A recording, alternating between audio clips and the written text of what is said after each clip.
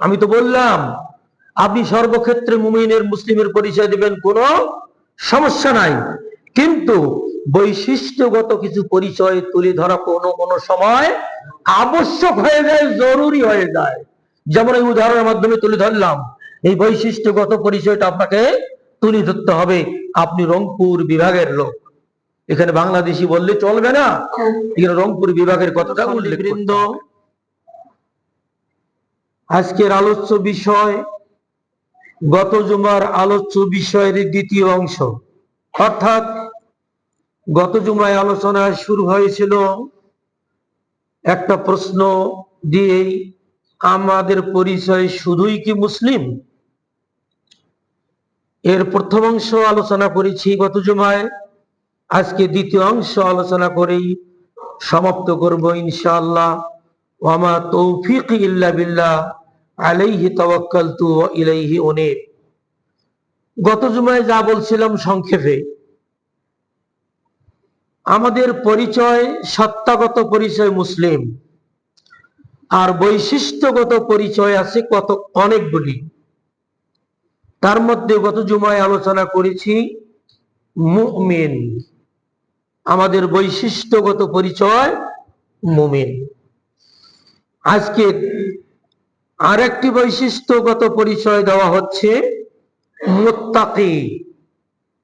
এই মুত্তাকি যে আমরা, এটা আল্লাহ সুবহানাহু ওয়া তাআলা আমাদের এই বৈশিষ্ট্য কোরআনে তুলে ধরেছেন, রাসূল সাল্লাল্লাহু আলাইহি সাল্লাম হাদিসেও তুলে ধরেছেন। সংক্ষিপ্ত আকারে বলছি, আল্লাহ বলেছেন ইন্নালিল মুত্তাকিনা মাফাজা, সূরা নাবা 21 নম্বর আয়াত। নিশ্চয়ই মুত্তাকিদের জন্য রয়েছে সফলতা। আল্লাহ এখানে মুসলিমের বৈশিষ্ট্যগত একটি নাম উল্লেখ করলেন, কি? মুত্তাকিন। মনে রাখবেন কথাগুলি। যেমন এই নামটা সূরা তুরের আছে 7 নম্বর আয়াত, ইন্নাল মুত্তাকিনা ফি জান্নাতিন ওয়া নাঈম। নিশ্চয়ই মুত্তাকিরা থাকবে উদ্যান সমূহে, জান্নাতে, নাঈম এবং প্রচুর নিয়ামত পরিপূর্ণ জান্নাতে তারা অবস্থান করবে। আল্লাহ বললেন এখানে মুত্তাকিদের জন্য পরিপূর্ণ নিয়ামতওয়ালা জান্নাত রয়েছে। একই কথা আল্লাহ রাব্বুল আলামিন সূরা কামারের 54 নম্বর আয়াতে বলেছেন ইন্নাল মুত্তাকিনা ফি জান্নাতিন ওয়া নাহার। নিশ্চয়ই মুত্তাকিরা জান্নাতে থাকবে এবং নাহার সমূহে, নাহার মানে নদী। জান্নাত আছে, বাগান আছে, পাশে নদী, কত সুন্দর, ভালো লাগে না? আপনার অনেক সময় ইউটিউব ফেসবুকে দেখেন এই দৃশ্যগুলি, হয়তো আমাদের দেশে কিছু কিছু দৃশ্য এবং আল্লাহর পৃথিবীতে অনেক দেশে এই দৃশ্যগুলি আছে। যেমন কাশ্মীরকে বলা হয় ভূস্বর্গ। আল্লাহ রাব্বুল আলামিন মুত্তাকিদের কথা এখানে তুলে ধরেছেন, একটি বৈশিষ্ট্যগত নাম মুত্তাকি। সূরা দোকানের 51-52 নম্বর আয়াতে আল্লাহ বলেছেন ইন্নাল মুত্তাকিনা ফি মাকামিন আমিন। মুত্তাকিনরা নিরাপদ স্থানে অবস্থান করবে, কোনো ভয় নাই, নিরাপদ। কোথায় সেটা? ফি জান্নাতিন ওয়া উয়ুন, বাগান এবং ঝর্ণা। জান্নাতে ঝর্ণা সমূহ থাকবে, বিভিন্ন নিয়ামত এবং ঝর্ণা ধারা থাকবে। ইয়ালবাসুনা মিন সুনদুসিন ওয়া ইস্তাবরাক, তারা জান্নাতে মিহি এবং মোটা রেশমের কাপড় পরিধান করবে। দুনিয়াতে রেশম পরিধান পুরুষের জন্য হারাম, জান্নাতে পুরুষের জন্য রেশম, মিহি রেশম এবং মোটা রেশমের কাপড় পরিধান করা জায়েজ থাকবে। মুতাকাবিলিন, মুখামুখি বসে টকশো করবে। তাহলে মুত্তাকিরা জান্নাতে থাকবে, ঝর্ণাধারা থাকবে, কাপড় পরিধান করবে মোটা এবং মিহি রেশমি কাপড়, এবং তারা সামনাসামনি বসে টকশো করবে। আরো একটা আয়াত, সূরা বাকারার ৯৪ নম্বর আয়াতে আল্লাহ বলছেন, ওয়াত্তাকুল্লাহ ওয়া'লামু আন্নাল্লাহা মাআল মুত্তাকিন। তোমরা আল্লাহকে ভয় করে চলো এবং জেনে রেখো মুত্তাকিদের সাথে আল্লাহ থাকেন। তাহলে আল্লাহ এখানে মুত্তাকিন একটা বৈশিষ্ট্যগত নাম উল্লেখ করলেন। এভাবে অনেক আয়াত আছে, আমি ছোট 5টি আয়াত আপনাদের সামনে তুলে ধরলাম। সহিহ হাদিস, 2-1টি সহিহ হাদিস আপনাদের সামনে তুলে ধরছি। উকবা ইবনে আমির রাদিয়াল্লাহু তাআলা আনহু হতে বর্ণিত, তিনি বলেন, উহদিয়া ইলান নবী সাল্লাল্লাহু আলাইহি সাল্লাম ফাররুজু হারিরিন ফালাবিসাহু ফাসাল্লা ফীহি সুম্মা ইনসারাফা ফানাযাহু নাযআন শাদীদা কালকারিহি লাহু ওয়া ক্বাল লা ইয়ানবাগি হাযা লিল মুত্তাকিন। মুত্তাফাকুন আলাইহি। বুখারী মুসলিমের হাদিস। উকবা ইবনে আমির রাদিয়াল্লাহু তাআলা আনহু বলেন, রাসূল নবী করিম সাল্লাল্লাহু আলাইহি সাল্লামের কাছে একটি জুব্বা, রেশমের একটি জুব্বা তাকে হাদিয়া দেওয়া হলো। সেটা তিনি পরলেন এবং সালাত আদায় করালেন। সালাত আদায় শেষে তাড়াতাড়ি করে জামাটা, জুব্বাটা খুলে ফেললেন। বলা হয়েছে কাল কারিহি লাহু, এমন ভাবে তিনি তাড়াতাড়ি খুললেন তিনি এটাকে খুবই অপছন্দ করছিলেন। খুলে ফেলার পর তিনি বললেন, ওয়াকালা লা ইয়ানবাগি হাযা লিল মুত্তাকিন, এই রেশম মুত্তাকিদের জন্য হালাল না, মুত্তাকিদের জন্য উচিত নয় এই রেশমের কাপড় পরিধান করা। আমাদের দেশে যেমন রাজশাহী সিল্ক, এটাও কিন্তু রেশমি কাপড়। এই ধরনের অনেক রেশমি কাপড় আমাদের দেশে দোকানদার ভাইরে বিক্রি করেন। মহিলাদের জন্য জায়েজ, পুরুষদের জন্য নাজায়েজ, হারাম, এটা পরা যাবে না। তো এখানে রাসূল সাল্লাল্লাহু আলাইহি সাল্লাম বললেন রেশমি পোশাক মুত্তাকিদের জন্য জায়েজ নয়। এখানে মুত্তাকিন শব্দটা তিনিও ব্যবহার করলেন, বৈশিষ্ট্যগত নাম। উরওয়া ইবনে জুবাইর হতে বর্ণিত 2য় হাদিস, তিনি বলেন, আন্না আব্দুল্লাহ ইবনে জুবাইর কামা বিমাক্কাতা ফাকাল ইন্না নাসান আ'মাল্লাহু কুলুবাহুম কামা আ'মা আবসারাহুম ইফতুনা বিল মুতআ ইউআররিজু বিরাজুলিন ফানাদাহু ফাকালা ইন্নাকা লা জালফুন জাফিন ফালা আমরি লাকাদ কানাতিল মুতআতু তুফআলু আলা আহাদিল ইমামিল মুত্তাকিন ইউরিদু রাসূলুল্লাহ সাল্লাল্লাহু আলাইহি ওয়াসাল্লাম ফাকালা লাহু ইবনু জুবাইর ফাজাররিব বিনাফসিক ফাওয়াল্লাহি লাইন ফাআলতাহা লা আরজুমান্নাকা বিআহজারিক। সহিহ মুসলিমের হাদিস। আব্দুল্লাহ বিন জুবাইর রাদিয়াল্লাহু তাআলা আনহু মক্কার মসজিদে তিনি খুতবা প্রদান করছেন। খুতবায় তিনি বলছেন, আল্লাহ সুবহানাহু ওয়া তাআলা কিছু মানুষের অন্তরকে অন্ধ করে দিয়েছেন। যেমন চোখ, কিছু মানুষের চোখ অন্ধ করে দিয়েছেন, অনুরূপভাবে কিছু মানুষের অন্তরকেও অন্ধ করে দিয়েছেন। এবং সেই অন্ধ লোকেরা এরা ফতোয়া দেয় মোতা বিবাহ জায়েজ। মোতা বিবাহ পর্যন্ত কন্ট্রাক্ট বিবাহ জায়েজ, এরা ফতোয়া দেয়। এই খুতবায় তিনি এক ব্যক্তির প্রতি ইঙ্গিত করলেন, ওই লোক বলেছেন এই কথা, ওই মুফতি সাহেব এই ফতোয়া দিয়ে থাকেন ইউটিউবে। খুতবা শেষে ফানাদাহু, আব্দুল্লাহ বিন জুবাইরকে ওই যাকে ইশারা করলেন ওই লোকটা তাকে ডাকলেন, ডেকে বললেন, ফাকালা ইন্নাকা লা জালফুন জাফিন, নিশ্চয়ই তুমি একটা বড় হাম্মক। আমরা হাম্মক বলি না, গর্দভ।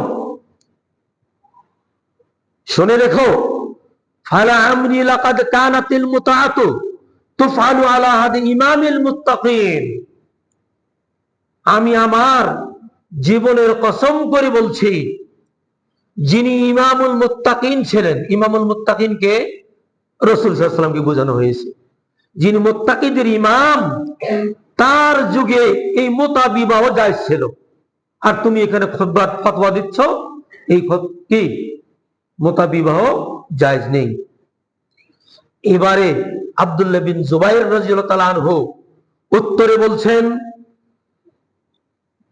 ফাজাররিব বিনাফসিক, তুমি এই আমলটা নিজে করো, করি দেখো তোমার অবস্থা কি হয়। ফাওয়াল্লাহি, আমি আল্লাহর কসম করে বলছি, তুমি যদি আজ এই মুতাবিবাহ করো, অবশ্যই আমি তোমাকে পাথর নিক্ষেপ করে হত্যা করব। তার মানে আব্দুল্লাহ বিন জুবাইর জানেন রসুলের যুগে এই মুতাবিবাহ জায়েজ ছিল কিছুদিনের জন্য, বিশেষ বিশেষ কারণে।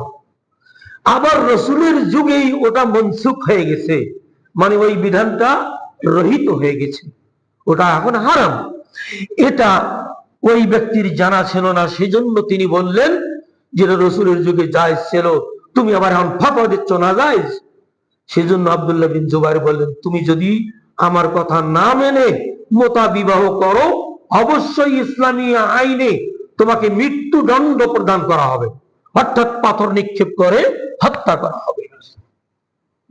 কিন্তু এই মুতাবিবাহ এখনো, কন্ট্রাক্ট বিবাহ এখনো বিভিন্ন দেশে চালু আছে। শরিয়া আইন অনুযায়ী তাকে কি করা লাগবে? পাথর নিক্ষেপ করে হত্যা করতে হবে। এই হাদিসটি সহিহ মুসলিমের। আরো একটি বৈশিষ্ট্যগত নাম আনসার এবং মুহাজির, অর্থাৎ রাসূল সাল্লাল্লাহু আলাইহি সাল্লামের সাথে ঈমান সহ যারা সাক্ষাৎ লাভ করেছেন তাদেরকে বলা হয় সাহাবী, তাদেরকে বলা হয় সাহাবী। এই সাহাবীগণ আবার দুভাগে বিভক্ত মদিনায় গিয়ে, কি একদল আনসার আর একদল মুহাজির। যারা রসুলের সাথে মক্কা থেকে হিজরত করে মদিনায় আসছেন তাদেরকে বলা হয় মুহাজির। এবং যারা মদিনার যে সমস্ত দানবীর বড় বড় সাহাবী ছিলেন, ধন সম্পদে প্রাচুর্যে যারা স্বাবলম্বী ছিলেন, ওই সমস্ত সাহাবীরা ওই গরিব মুহাজির সাহাবীদেরকে খাদ্য, বস্ত্র, বাসস্থান দিয়ে সহযোগিতা করেছেন। এই জন্য তাদের নাম হলো কি আনসার। এই আনসার সাহাবী, মুহাজির সাহাবী, দুই শ্রেণীর সাহাবী থাকলো মদিনাতে। এই আনসার এরা কি মুসলিম নয়? সত্তাগত নাম হচ্ছে কি মুসলিম, আর বৈশিষ্ট্যগত নাম আনসারি মুসলিম। মুহাজিররা এরাও কিন্তু সত্তাগত ভাবে মুসলিম আর বৈশিষ্ট্যগত ভাবে আনসার। এই দুই শ্রেণীর সাহাবী তখনও ছিলেন। আর যারা মুহাজিরও নন আনসারও নন তাদেরকে বলা হতো সাধারণ সাহাবী। তাহলে মোট তিন শ্রেণীর সাহাবী পাওয়া গেছে। একদল হলো কি আনসারি, আর একদল হলো মুহাজির, আর একদল হলো সাধারণ সাহাবী। যেমন মুহাজির সম্পর্কে আল্লাহ কোরআনে বলেছেন, والسابقون الأولون من المهاجرين والأنصار والذين اتبعوهم بإحسان رضي الله عنهم ورضوا عنه وأعد لهم جنات تجري من تحتها الأنهار خالدين فيها أبدا ذلك الفوز العظيم। সূরা তাওবার 100 নম্বর আয়াতে আল্লাহ বলেছেন, والسابقون الأولين من المهاجرين والأنصار, প্রথম দিকের মুহাজির এবং আনসারী সাহাবীগণ এবং তাদের যারা পথ অনুসরণ করে, তাদের আনুগত্য স্বীকার করেছে, নিষ্ঠার সাথে তাদের আনুগত্য স্বীকার করে নিয়েছে। আল্লাহ রাব্বুল আলামিন ওই আনসার এবং মুহাজির এবং তাদের আনুগত্য যারা স্বীকার করেছিল তাদের জন্য আল্লাহ রাব্বুল আলামিন ঘোষণা দিচ্ছেন রাদিয়াল্লাহু আনহুম, আল্লাহ তাদের উপর রাজি হয়ে গেছে। ওয়া রাদু আনহু, এবং ওই সকল সাহাবীগণ আনসার এবং মুহাজির সবাই এনারা কি হয়েছেন? আল্লাহর নিয়ামত পেয়ে ওরাও সন্তুষ্ট হয়ে গেছেন। কি আল্লাহ নিয়ামত দিয়েছেন? ওয়া'আদ্দা লাহুম জান্নাতিন তাজরি মিন তাহতিহাল আনহার, আল্লাহ তাদের জন্য প্রস্তুত করে রেখেছেন জান্নাত যার তলদেশে প্রবাহিত হচ্ছে নহর সমূহ, খালিদিনা ফিহা আবাদা, তারা সেই সমস্ত জান্নাতে চিরদিন থাকবে, কোনোদিন ওখান থেকে বের হবে না। এটাই হচ্ছে যালিকাল ফাউজুল আযীম, মহা সাফল্য। এটাই হচ্ছে মহা সফলতা। আমরা আজ দুনিয়াতে মহা সফলতা দেখি, আমার বড় ছেলে ডাক্তার, দ্বিতীয় ছেলে ইঞ্জিনিয়ার, বড় মেয়ে কৃষিবিদ, সে ছোট মেয়ে অর্থনীতিবিদ। আমরা নিজেরা নিজেকে গর্বিত মনে করি, বড় সাফল্য ভাই, আমার আর কোনো ইচ্ছা বাকি নাই, আল্লাহ আমার সব ইচ্ছা পূরণ করে দিয়েছেন, আমি মহা সফলতা অর্জন করেছি। এটাই কিন্তু প্রকৃত সফলতা নয়। আল্লাহ বলেছেন, যারা ভালো কাজের দিকে এগিয়ে যাবে, এই সমস্ত আনসার এবং মুহাজির এবং তাদের যারা অনুসরণ করে চলবে, এদের জন্য রয়েছে, আল্লাহ রাব্বুল আলামিন জান্নাত রেখেছেন, তলদেশে নহর প্রবাহিত থাকবে, এবং এদেরকে আল্লাহ রাব্বুল আলামিন ঘোষণা দিলেন এদের জন্য যালিকাল ফাউজুল আযীম, এটাই হলো মহা সফলতা। এই আয়াত ছাড়াও ওই সূরার আরো 117 নম্বর আয়াতে এইভাবে বলা হয়েছে, এবং সূরা আহজাবের 6 নম্বর আয়াতে, সূরা হাসরের 8 নম্বর আয়াতেও এরকম আনসার এবং মুহাজিরদের বৈশিষ্ট্যগুলি আল্লাহ তুলে ধরেছেন। আমি অল্প সময়ের মধ্যে আপনাদেরকে বোঝানোর চেষ্টা করছি, বেশি বলতে গেলে সময় পাবো না। হাদিস কি শহীদ প্রসঙ্গে হাদিস, আনসার এবং মুহাজির। আনাস রাদিয়াল্লাহু তাআলা আনহু হতে বর্ণিত, তিনি বলেন, ফি গাদাতিন বারিদাতিন ওয়াল মুহাজিরুন ওয়াল আনসার ইয়াফিরুনাল খান্দাক ফাকালা আল্লাহুম্মা ইন্নাল খায়রা খায়রুল আখিরা ফাগফিরিল আনসার ওয়াল মুহাজিরা ফাজাবু নাহমুল লাযিনা বায়াউ মুহাম্মাদান আলাল জিহাদ মা বাকিনা আবাদা, রাওয়াহুল বুখারী। আনাস বিন মালিক রাদিয়াল্লাহু তাআলা আনহু বর্ণনা করেন, একদা শীতের সকালে রাসূল সাল্লাল্লাহু আলাইহি সাল্লাম মদিনার খন্দকের স্থানে গেলেন। আপনারা যারা সৌদি আরব মদিনায় গিয়েছেন, খন্দক মসজিদ নববী থেকে পূর্ব দিক পশ্চিম দিকে অনতি দূরেই একটা জায়গা আছে, খন্দকের যুদ্ধ হয়েছিল সেই খন্দক। ওই পরীক্ষাটা খনন করতে কয়েকদিন লাগছে। রাসূল সাল্লাল্লাহু আলাইহি ওয়াসাল্লাম একদা শীতের সকালে গেলেন, দেখতেছেন আনসার এবং মুহাজির সাহাবীরা ওই পরীক্ষা খনন করতেছে।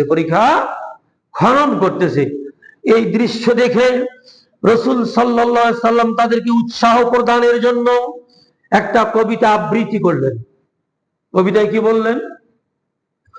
আল্লাহুম্মা ইন্নাল খায়রা খায়রুল আখিরা, হে আল্লাহ, প্রকৃত কল্যাণ তো আখিরাতের কল্যাণ, অতএব ফাগফিরিল আনসার ওয়াল মুহাজিরা, আনসার মুহাজির দুদল লোক মিলেই এই পরীক্ষা খনন করতেছে, তুমি এদের উভয় দলকে মাফ করে দাও। রাসূল কবিতা বললেন, কত সুন্দর দোয়ার কবিতা। আল্লাহুম্মা ইন্নাল খায়রা খায়রুল আখিরা, প্রকৃত কল্যাণ হচ্ছে কোন কল্যাণ? আখিরাতের কল্যাণ। অতএব এই আনসার এবং মুহাজির এই দুই দল সাহাবী অনেক কষ্ট করে, তারা এই পরীক্ষা খনন করতেছে, এদেরকে মাফ করে দিন। রাসূলের এই দোয়া শুনে আনসার মুহাজির সাহাবী দল ওনারাও রাসূলকে জবাব দিলেন, ফাজাবু নাহনুল্লাযীনা বায়াউ মুহাম্মাদান আলাল জিহাদ মা বাকিনা আবাদা, আমরাও সেই সব আনসার এবং মুহাজির যারা রাসূলের হাতে আমরা অঙ্গীকারবদ্ধ হয়েছি,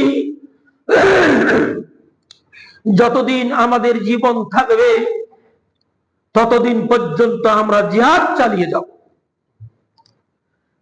এই অঙ্গীকারের কথা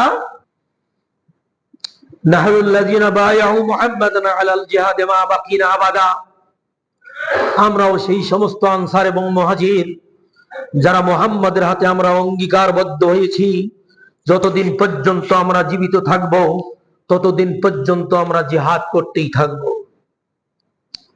এটা সহিহ বুখারীর হাদিস। এই হাদিসেও আনসার এবং মুহাজিরদের কথা তুলে ধরা হয়েছে, এটার বৈশিষ্ট্যগত নাম। আরো একটি হাদিস বারা বিন আযিব রাদিয়াল্লাহু তাআলা আনহু থেকে বর্ণিত, তিনি বলেন, সামি'তুন নবিয়্য সাল্লাল্লাহু আলাইহি ওয়াসাল্লাম ইয়াকুল আল আনসারু লা ইউহিব্বুহুম ইল্লা মুমিনুন ওয়া লা ইউবগিদুহুম ইল্লা মুনাফিকুন ফামান আহাব্বাহুম আহাব্বাহুল্লাহ ওয়া মান আবগাদাহুম আবগাদাহুল্লাহ। রাওয়াহুল বুখারী। তিনি বলছেন, আমি নবী করিম সাল্লাল্লাহু আলাইহি সাল্লামকে বলতে শুনেছি, আনসারীদেরকে মুমিনরা ভালোবাসে, আনসারী সাহাবীদেরকে মুমিনরা ভালোবাসে, মুনাফিকরা তাদের সাথে হিংসা করে। আনসারীদের সাথে যারা হিংসা করে তারা কারা? মুনাফিক। এরপরে রাসূল বললেন, অতএব যে ব্যক্তি আনসারীদেরকে ভালোবাসবে আল্লাহ রাব্বুল আলামিনও তাদেরকে ভালোবাসবেন, আর যে ব্যক্তি আনসারীদের সাথে হিংসা বিদ্বেষ পোষণ করবে আল্লাহ রাব্বুল আলামিন তাদেরকে ঘৃণিত বানাবেন। তাহলে এখানে আনসারী সাহাবীদের প্রশংসা করলেন রাসূল সাল্লাল্লাহু আলাইহি সাল্লাম, যে আনসারীদেরকে মুমিনরা ভালোবাসেন, আল্লাহও ভালোবাসেন। আর আল্লাহ যাকে ভালোবাসেন সে কখনো সফল বিফল হবে না, সে অবশ্যই সফলতা অর্জন করবে। আর আনসারীদেরকে যারা ভালোবাসেন না, হিংসা করেন, তারা কারা? তাদের পরিচয় রাসূল এই হাদিসে তুলে ধরেছেন, তারা হলো মুনাফিক। এই হস্ত হাদিস ছাড়াও আরো অনেকগুলি হাদিস বর্ণিত হয়েছে, যেগুলিতে পাওয়া যায় আনসারী এবং মুহাজিরদের ফজিলত তুলে ধরা হয়েছে। তাছাড়াও মানাকিবুস সাহাবা, প্রত্যেকটা হাদিসের লেখক, প্রত্যেকটা গ্রন্থের লেখক একটা অধ্যায় রচনা করেছেন, কিতাবুল মানাকিবুস সাহাবা, সাহাবীদের জীবনী, কোন কোন সাহাবীর কি কি ফজিলত, এই ফজিলতের কথাগুলি হাদিসের অধ্যায়ে তুলে ধরা হয়েছে। যেমন আরো কিছু সাহাবী, তাদের কিছু উপাধি দেওয়া হয়েছে, খোলাফায়ে রাশিদিন, যেমন 4 জন খলিফা খোলাফায়ে রাশিদিন বলা হয়।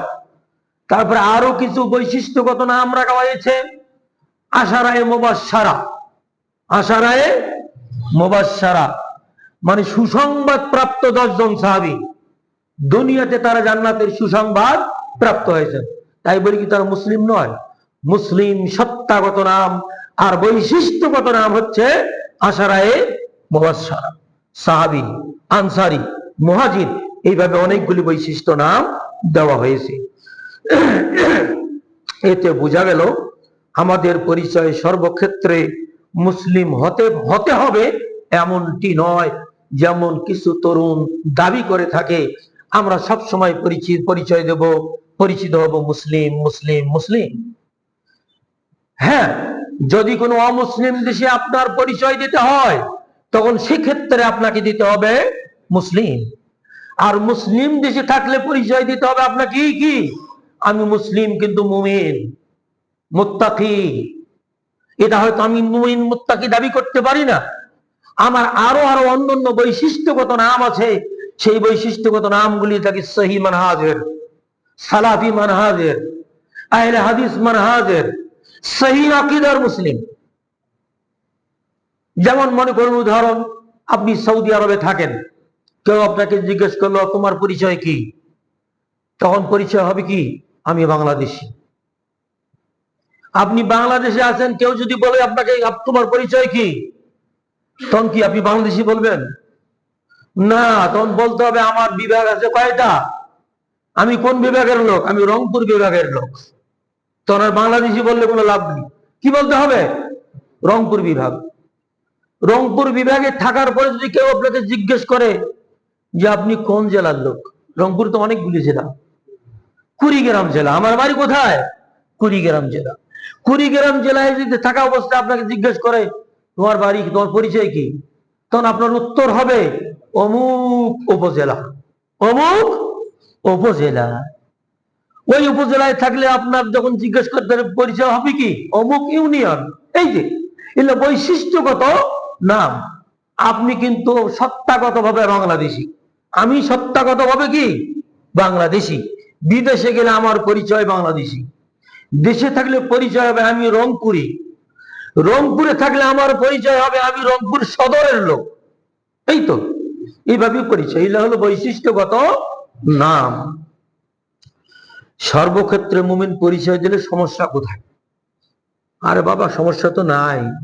আমি তো বললাম আপনি সর্বক্ষেত্রে মুমিনের মুসলিমের পরিচয় দিবেন, কোনো সমস্যা নাই, কিন্তু বৈশিষ্ট্যগত কিছু পরিচয় তুলে ধরা কোনো সময় আবশ্যক হয়ে যায়, জরুরি হয়ে যায়। যেমন এই উদাহরণের মাধ্যমে তুলে ধরলাম, এই বৈশিষ্ট্যগত পরিচয়টা আপনাকে তুলে ধরতে হবে। আপনি রংপুর বিভাগের লোক, এখানে বাংলাদেশি বললে চলবে না, এখানে রংপুর বিভাগের কথাটা উল্লেখ করতে হবে। অতএব স্থান কাল পাত্র ভেদে আপনার আমার পরিচয় হবে এইরকম বৈশিষ্ট্যগত নামে পরিচয় দিতে হবে। কারণ রাসূল সাল্লাল্লাহু আলাইহি ওয়াসাল্লাম আজ থেকে 1400 বছর আগে বলে গেছেন, তাফতারিকু উম্মতি আলা 73 মিল্লাহ কুল্লুহুম ফিন্নার ইল্লা মিল্লাতান ওয়াহিদাহ, রাওয়াহু তিরমিজি বিসনাদিন সহিহ। রাসূল বলেছেন আমার উম্মত 73 দলে বিভক্ত হবে, এর মধ্যে 72 দলেই যাবে জাহান্নামে, এক দল মাত্র পাবে মুক্তি। এই মুক্তিপ্রাপ্ত দল মাত্র একটাই, আর 72 দল হবে জাহান্নামী। তার মানে রসুলের পরে অনেক দল ফিরকা বের হবে, অনেক দল বের হবে, অনেক মতবাদ বের হবে। এই মতবাদগুলির মধ্যে কোনটা ঠিক কোনটা বেঠিক, কোনটা সঠিক কোনটা বেঠিক, কোনটা সহি কোনটা জয়ীফ, এগুলিকে যাচাই করে আপনাকে পরিচিত হতে হবে এবং আমল সেভাবেই করতে হবে। যদি মুক্তিপ্রাপ্ত দলেই থাকতে চাই তাহলে আমাদেরকে অবশ্যই, রাসূল সাল্লাল্লাহু আলাইহি সাল্লাম বলেছেন কুল্লু উম্মতি ইয়াদখুলুনাল জান্নাহ ইল্লা মান আবা, আমার সমস্ত উম্মত জান্নাতে প্রবেশ করবে, তবে যারা আবা তারা জান্নাতে প্রবেশ করবে না। কিলা ওমান আবা ইয়া রাসূলুল্লাহ, জিজ্ঞেস করা হলো ইয়া রাসূলুল্লাহ আবা কারা? ক্বালা মান আতানি দাখালাল জান্নাহ ওয়া মান আসানি ফাকাদ আবা, যে ব্যক্তি আমার আনুগত্য স্বীকার করে নেবে সে ব্যক্তি জান্নাতে যাবে, সে ব্যক্তি জান্নাতে যাবে। আর যে ব্যক্তি আমার আনুগত্যকে বৃদ্ধাঙ্গুলি দেখাবে, অর্থাৎ আমার আনুগত্য করবে না, মুফতির আনুগত্য করবে, পীরের আনুগত্য করবে, ওই সমস্ত কিছু কিছু ভদ্রবেশী অভদ্র লোকের আনুগত্য প্রকাশ করবে, এরাই হচ্ছে আবা। আমার বিরুদ্ধাচরণ করিয়া ওই ভদ্রবেশী অভদ্র লোকের অনুসরণ করা মানে রাসূলুল্লাহ সাল্লাল্লাহু আলাইহি ওয়াসাল্লামের সাথে কি করা? বেয়াদবি করা, নাফরমানি করা, রাসূলের আনুগত্যকে অস্বীকার করা।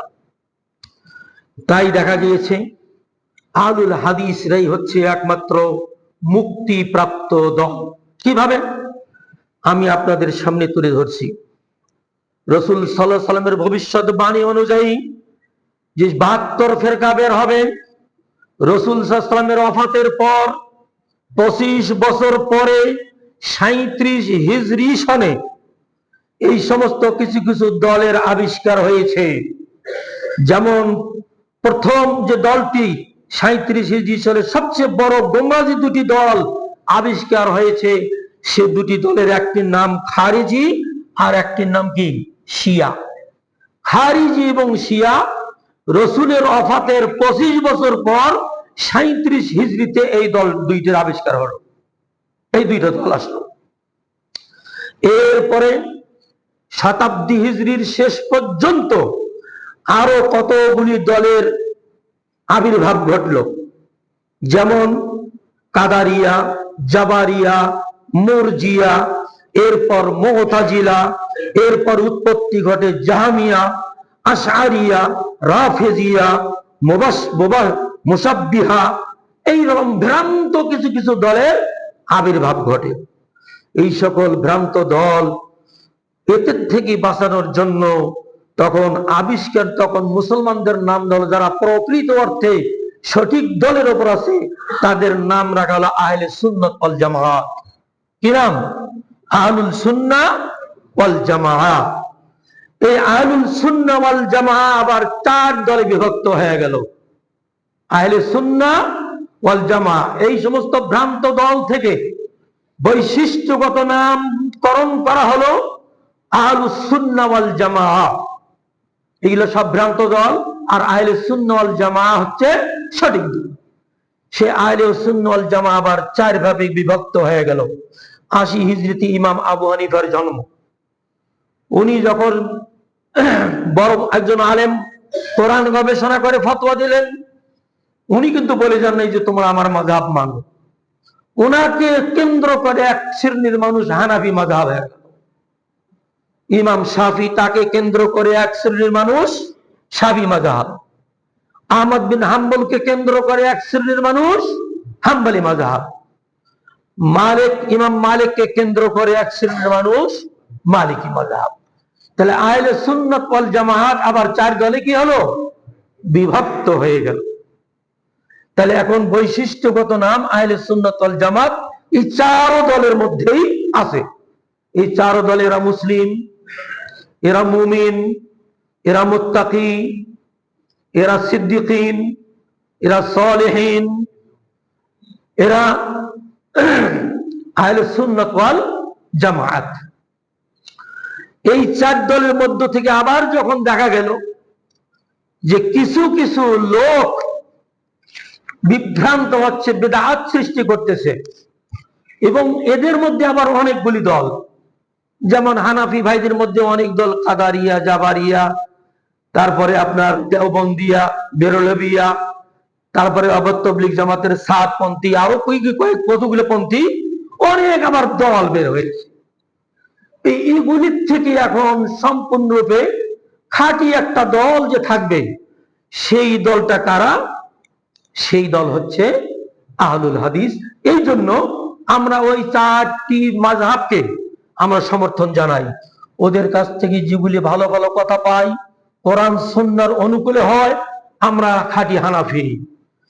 ইমাম শাফির যেগুলি কথা কোরআন এবং সহিহ সুন্নাহর অনুকূলে হয়, সেই দিক থেকে আমরা খাঁটি শাফি মাযহাব। ইমাম আহমদ ইবনে হাম্বলের যে সমস্ত মাসআলাগুলি কোরআন এবং সঠিক সহিহ হাদিসের অনুকূলে হয়, সেই সূত্রে আমরা খাঁটি হাম্বলি। অনুরূপভাবে আমরা খাঁটি মালিকি।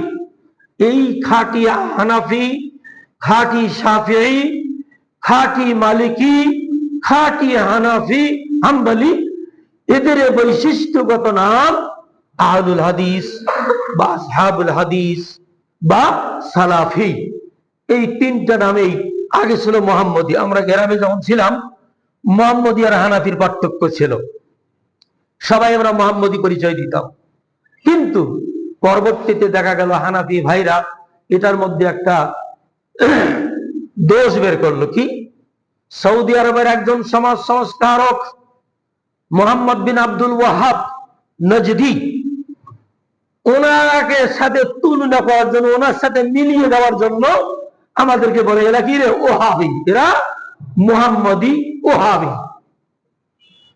ওইখান থেকে আবার ওই নামটা বাদ করে এখন আমাদের নাম হয়েছে আসহাবুল হাদিস, অথবা আহলুল হাদিস, অথবা সালাফি। এই যে তিনটা বৈশিষ্ট্যগত নাম, এই তিনটা নাম, এই নামের কথা, আহলুল হাদিসের কথা রাসূল সাল্লাল্লাহু আলাইহি ওয়াসাল্লাম বলে গেছেন। যেমন বাইহাতের রওয়ায়াতে আবু সাঈদ খুদরি রাদিয়াল্লাহু আনহু থেকে বর্ণিত, তিনি বলেন, আমি যখনই কোনো যুবককে দেখতাম, তরুণ মুসলিমকে দেখতাম, তখন আমি কি বলতাম? মারহাবাম বিওসিয়্যতি রাসূলিল্লাহ সাল্লাল্লাহু আলাইহি ওয়াসাল্লাম, রাসূলের ওসিয়ত মোতাবেক আমি তোমাদেরকে স্বাগতম জানাই। যুবকদেরকে, তরুণদেরকে প্রখ্যাত সাহাবী আবু সাঈদ খুদরি রাদিয়াল্লাহু তাআলা আনহু স্বাগতম জানাতেন, সাদর সম্ভাষণ জানাতেন। কেন? যে রাসূল ওসিয়ত করে গেছেন যে তরুণ মুসলিমকে স্বাগত জানাবে। আরো কি করবেন? ওয়া আমারানা রাসূলুল্লাহ সাল্লাল্লাহু আলাইহি ওয়াসাল্লাম আন নুওয়াসসিআ লাকুম ফিল মাজলিস, রাসূল আমাদেরকে নির্দেশ দিয়েছেন আমরা যেন তোমাদেরকে বসার জায়গা করে দিই। তরুণ যদি মসজিদে ঢোকে, আপনারা একটু চিপা চাপা হয়ে বসে ওকে জায়গা করে দেবেন। এটা রাসূল সাল্লাল্লাহু আলাইহি ওয়াসাল্লাম আবু সাঈদ খুদরিকে নির্দেশ দিয়ে গেছেন। আর আবু সাঈদ খুদরির হাদিসটা আজকে আমরা শুনলাম। এই হাদিস কিয়ামত পর্যন্ত এর আমল থাকতে হবে।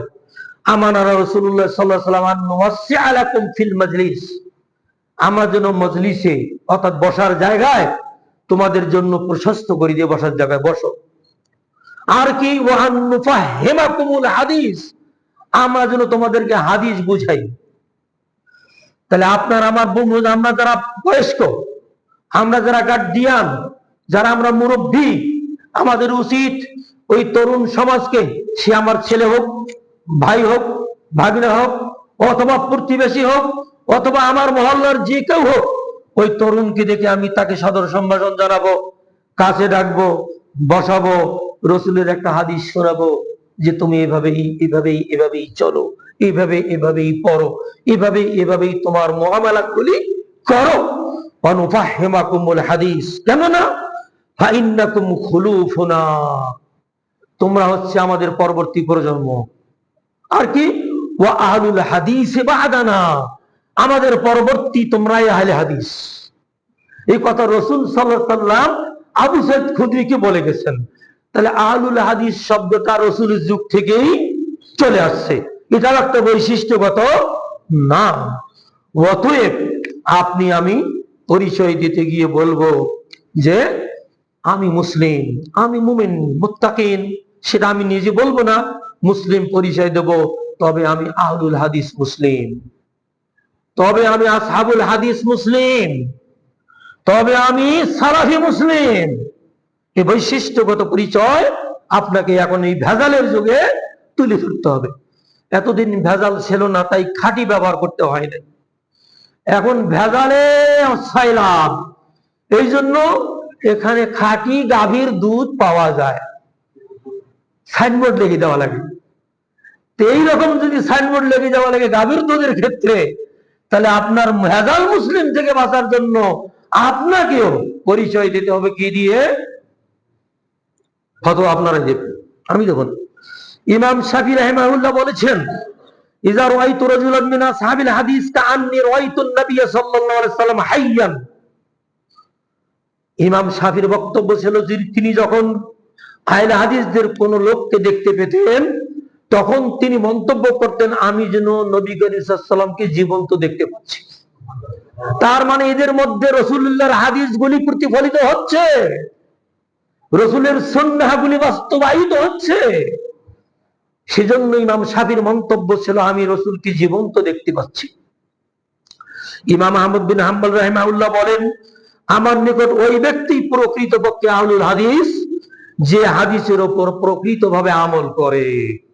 তাহলে যারা প্রকৃতভাবে হাদিসকে অনুসরণ করে চলে, আহমদ বিন হাম্বলের মন্তব্য হচ্ছে এরাই হলো আহলুল হাদিস। ইমাম আহমদ ইবনুল সিনান আল কাত্তান রাহিমাহুল্লাহ বলেছেন, লাইসা ফিদ দুনিয়া মুবতাদিউন ইল্লা ওয়া হুয়া ইউবগিদু আহলাল হাদিস। পৃথিবীতে এমন কোন বেদাতি নেই যে বেদাতি আহলে হাদিসকে ঘৃণা করে না, আহলে হাদিসকে দোষারোপ করে না, আহলে হাদিসদের সাথে বিদ্বেষ পোষণ করে না। অর্থাৎ পৃথিবীতে যত এই বেদাত সৃষ্টিকারী আছে, এই বেদাত সৃষ্টিকারীরা আহলে হাদিসদেরকে ঘৃণা করে। জালালউদ্দিন সৈয়দী রাহিমাহুল্লাহ বলেছেন, আল মাকদিসি রাহিমাহুল্লাহ বলেছেন, আহলুল হাদিস হুমুত তায়ফাতুন নাজিয়া আল কায়িমুন আলাল হক। আহলে হাদিসরাই হচ্ছে মুক্তিপ্রাপ্ত দল, এরাই চিরদিন হকের উপর প্রতিষ্ঠিত থাকবে। আহলে হাদিস যারা, তারাই চিরদিন হক, সত্য, ন্যায়ের উপর, নাজাত প্রাপ্ত দলের উপর এরাই চিরদিন প্রতিষ্ঠিত থাকবে। এই সমস্ত কথাগুলি ওই সমস্ত বড় বড় মুহাদ্দিসগুলো বলে গেছেন। তাহলে আমরা মুদ্রা কথা জানতে পারলাম, আমাদের প্রথম পরিচয় সত্তাগত নাম আমরা কি? মুসলিম। আর বৈশিষ্ট্যগত নাম আমাদের অনেকগুলি আছে। এখন সর্বশেষ আমাদের বৈশিষ্ট্যগত নাম আসহাবুল হাদিস অথবা আহলুল হাদিস অথবা সালাফি। এই বৈশিষ্ট্যগত নামে আমরা পরিচিত হব এবং পরিচয় দেব, এতে কোনো দোষ নেই, বরং এখন জরুরি হয়ে পড়েছে।